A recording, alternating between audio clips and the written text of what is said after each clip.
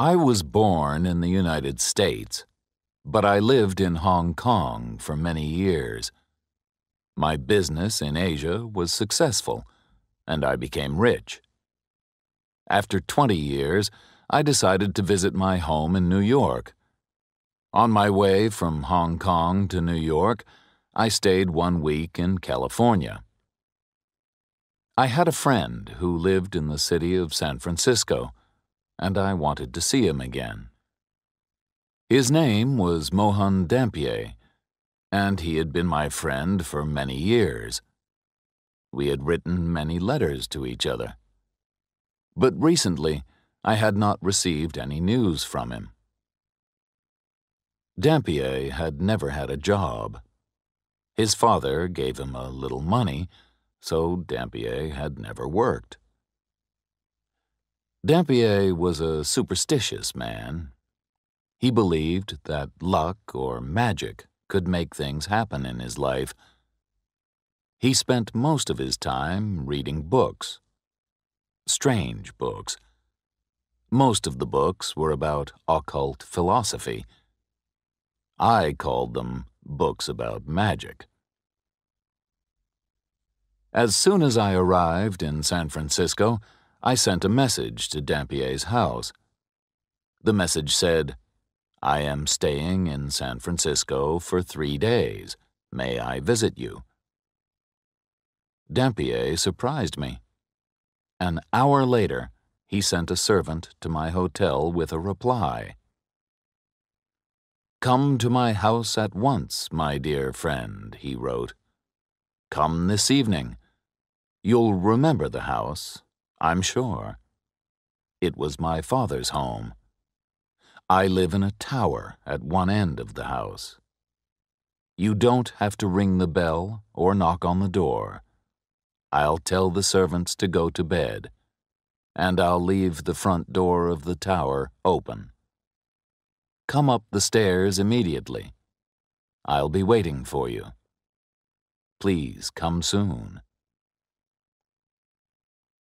I rode in a cab to Dampier's house.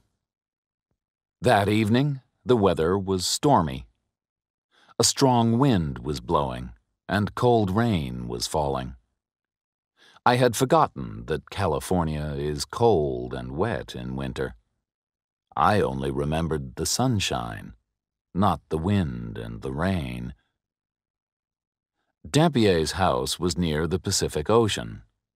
It was an ugly 2-story building that was made of bricks. There was a tower at one end. The house was surrounded by a garden of many trees and beautiful plants. But now it was winter, and there were no leaves on the trees or flowers on the plants. The driver stopped his cab near the tower. Although the front door was only 5 yards away, I became soaked with rain as soon as I stepped out of the cab. I ran to the door of the tower and turned the handle. The door was unlocked, and I opened it. One small lamp burned on the stairway, and it did not give much light. The hall was full of shadows, and I could not see clearly. I climbed the stairs slowly, touching the wall with my fingers. At the top of the stairs, there was another door. I opened it and went into a room that was lit with another small lamp. Dampier came forward, held my hand, and shook it. He was wearing a long silk coat and soft leather slippers on his feet.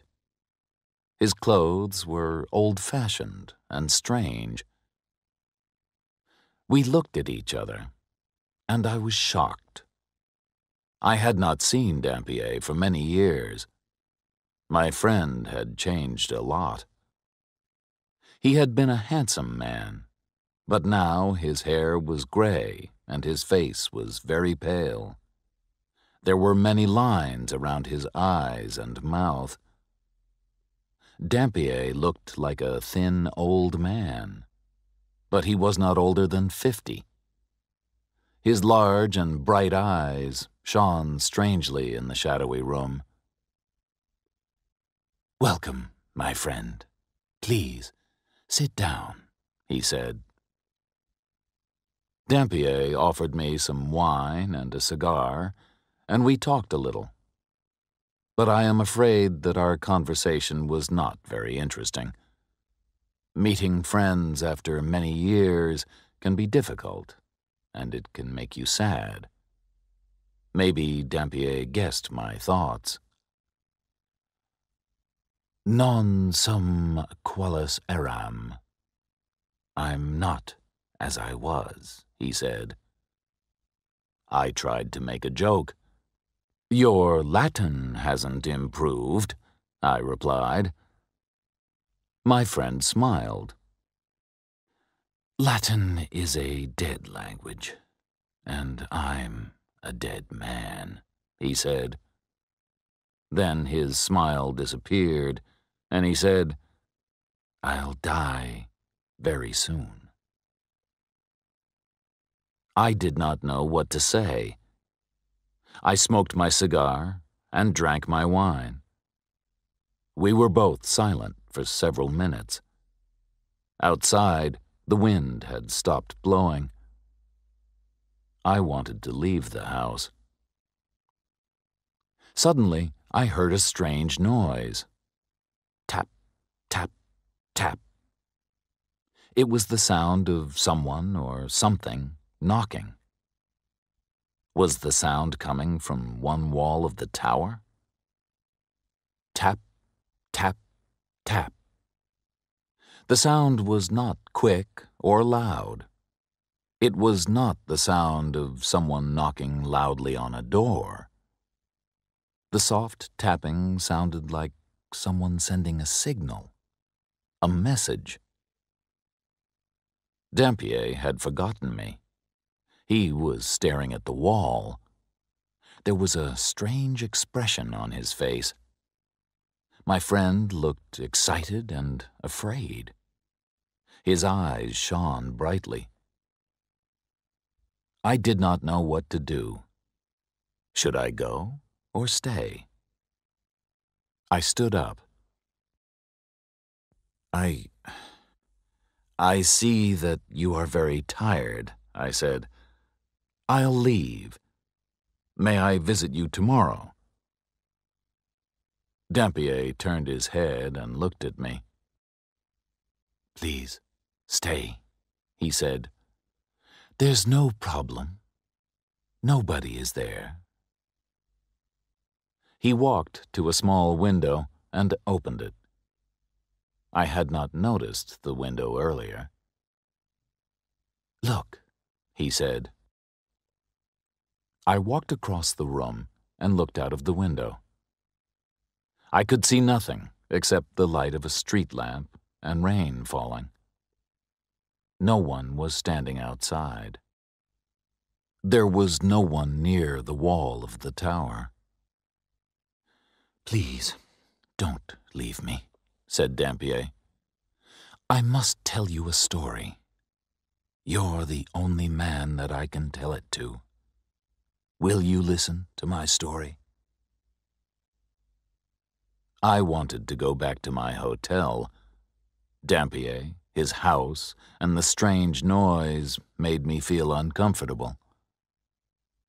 I think that I am a sensible and intelligent man, but I felt unhappy and frightened in that old tower room.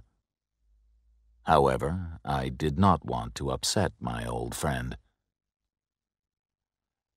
"Very well," I said. "I'll stay and listen." Dampier poured me another drink and offered me another cigar. Then he began to tell his story. "I didn't move into this house until my father died," Dampier said.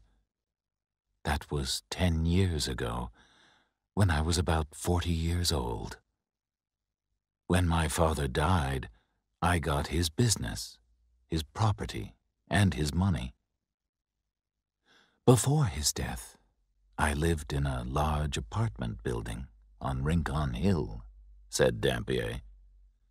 Maybe you know that area of San Francisco. Rincon Hill was a fashionable area 50 years ago, but now it is run down and neglected. The owner of the apartment building rented out many of its small rooms. The walls of the rooms were thin. You could almost put your hand through them. I was lucky, Dampier went on. The rent was cheap, and I had a large room in the building. No one visited me, and no one disturbed me. I could study my books quietly. I lived happily on Rincon Hill. One morning, as I was leaving the apartment, I saw a young girl, Dampier continued. It was a warm day in June. She was wearing a white dress and a straw hat. There were brightly colored flowers and ribbons around the brim of the hat. Then I saw the girl's face. It's difficult to find words to describe it. Her face was strange and beautiful. I had never seen such a beautiful face before. Without thinking, I lifted my hat and bowed. She looked at me with shining brown eyes, but she didn't speak. I knew that she was pleased to see me, but she didn't smile. She went into the house and shut the door. I stood and stared at the closed door. Would I see her again? Should I speak to her? Would she speak to me? Maybe you think that these are the thoughts of a much younger man, said Dampier. And maybe you're right. But these feelings were new to me. I'd never been in love before. I'd spent too many years with books and too little time with people. Now I believe that you're my only friend. Soon, none of this will matter. I don't feel foolish when I talk to you. Dampier stopped speaking for a few moments. Then he went on with his story. The next day, I waited in my apartment. For many hours, I stared out of the window. I watched the street, but the girl didn't come out of the building. I didn't know her name, so I couldn't ask anyone about her. That night, I couldn't sleep. The next morning, I sat by the window again and waited. Then, suddenly, she came out of the apartment building, and I went out too. But when I reached the street, she had disappeared. I didn't see where she had gone, so I walked around the neighborhood. At last, I saw her in a narrow street. We smiled at each other. She recognized me. I'm sure of that. From that time, I often went out when the girl went out. She always wore the straw hat with the brightly colored flowers and ribbons on its brim. I didn't follow her. I simply walked around the neighborhood and hoped to see her again. At last, I went to the landlady of the apartment. "Who is the girl with the pretty face and the straw hat?" I asked her. "She's my niece, sir," the landlady replied. "She's a servant in this house. She lives here because her parents are dead. She works for me. She cooks and cleans the building. I also send her to buy our food. She lives at the top of the house. Her room is next to yours. but at the top of the other staircase. Oh, my friend, I wish that I'd never heard that piece of information, Dampier said to me. The girl's room was next to mine. She was on the other side of the thin wall. At night, I put my hand on the wall, and I thought of her. Was her bed by the wall? Was she sleeping only a few inches from my hand? I couldn't study because of the girl, said Dampier. My mind wasn't clear. I only thought about the girl. I couldn't study my books about the occult. I'd never wanted to marry, Dampier went on. I'd never wanted a wife and children. I was only interested in learning. And I could never marry a poor, uneducated servant girl. My father would never have given his permission. All my money came from my father. If he had stopped giving me money, well... What happened next? I asked. My friend looked at me sadly. I stopped waiting for her, and I stopped watching her. I only studied.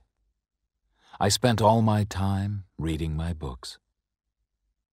But one hot night, I couldn't sleep. Thoughts were racing around and around in my mind. I thought again and again about the beautiful girl. I wanted to be with her. She was only on the other side of the wall. I tapped on the wall. I tapped very gently 3 times. Tap, tap, tap. I tapped again. Tap, tap, tap. Then I felt foolish. I was behaving like a boy who is in love for the first time. I got out of my bed and began to study my books. I was reading a strange book, Dampier said. It was a book of occult philosophy by Necromantius. You would call it a book of magic and superstition. In his book, Necromantius describes how to be a fortune-teller.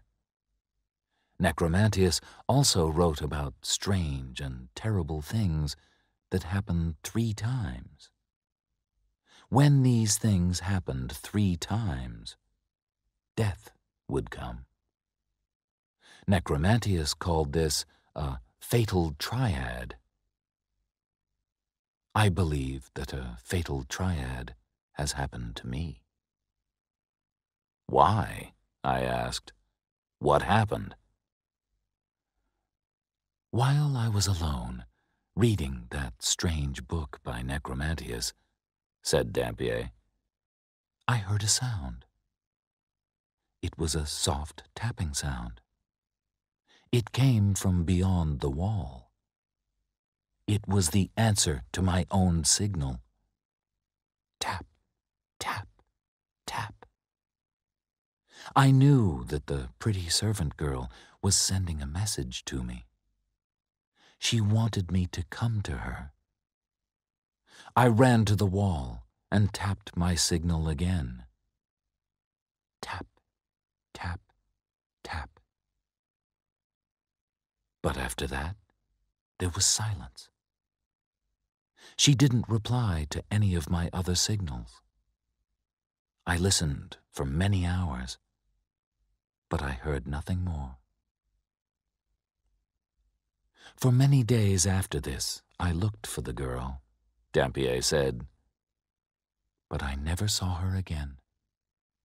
I tried to forget her. Then, one evening, I went to bed early because I was very tired. In the middle of the night, I awoke suddenly. I had heard a soft sound. I opened my eyes and sat up. I heard a soft tapping on the wall beside the bed. In a few moments, it was repeated. Tap, tap, tap. I was going to reply to the signal, then I stopped. The girl hadn't replied to my last messages. I would not reply to her now. Dampier drank a little wine and then continued. I lay in the bed, listening, he said, but I didn't reply. At last, I must have slept. When I awoke, it was late, and I felt tired. I needed some fresh air, so I went out of my apartment. The landlady was outside my door. Oh, Mr. Dampier, she said. Have you heard the terrible news? My heart began to beat quickly. My voice shook when I answered. What news? I asked her. My poor niece was sick for a week, the landlady replied. Didn't you know? I've seen you watching her. Didn't you know that she was ill? I was shocked, said Dampier. I didn't know what to say. Yes, I had looked at the girl, but I'd never spoken to her. My mind was always full of thoughts of my books and thoughts of her. How much time had passed since I had seen the girl? A few days? A week? I couldn't remember. And how is your niece now? I asked the landlady. I'm sorry, sir, the landlady replied. She was very ill last night, and I took care of her. The poor girl made only one request. She wanted her bed to be moved. She wanted her bed to be beside the wall next to your room. So we moved her bed. This made her feel happier, poor thing. Then she touched the wall and smiled. A few hours later, she died. The expression on Dampier's face was terrible. There were tears in his eyes as he continued his story. When I heard this news, I nearly died too, said my friend. I didn't know what to say. What had I done? I had sent my thoughts to the girl, and she had answered. I had not called out in words. I had used occult philosophy, magic, to send her a message. Dampier was silent for a few minutes. Then he went on. A few days later, I heard of my father's death, said Dampier sadly. I left the apartment on Rincon Hill and came to his house, this house. It's been my home since then. I've been waiting here in this tower for 10 years. I've been waiting for a visitor. I wasn't expecting to see you, but your visit wasn't a surprise. Necromantius tells us how signs are repeated 3 times. You've heard my story. You must decide if my story has happened because of a fatal triad. I heard the tapping twice before. The first time, I tried to find the person who made the noise. The second time, many signals were sent to me, but I didn't reply. Now you've heard the tapping too. That was the third time. The fatal triad is complete. I stood up and shook Dampier's hand. My friend knew that I understood his sadness and pain. He pressed my hand with his fingers and smiled. I said good night. There was nothing more to say. The next morning, a servant came from Dampier's house. He brought a sad message for me. My friend, Mohan Dampier, had died in the night.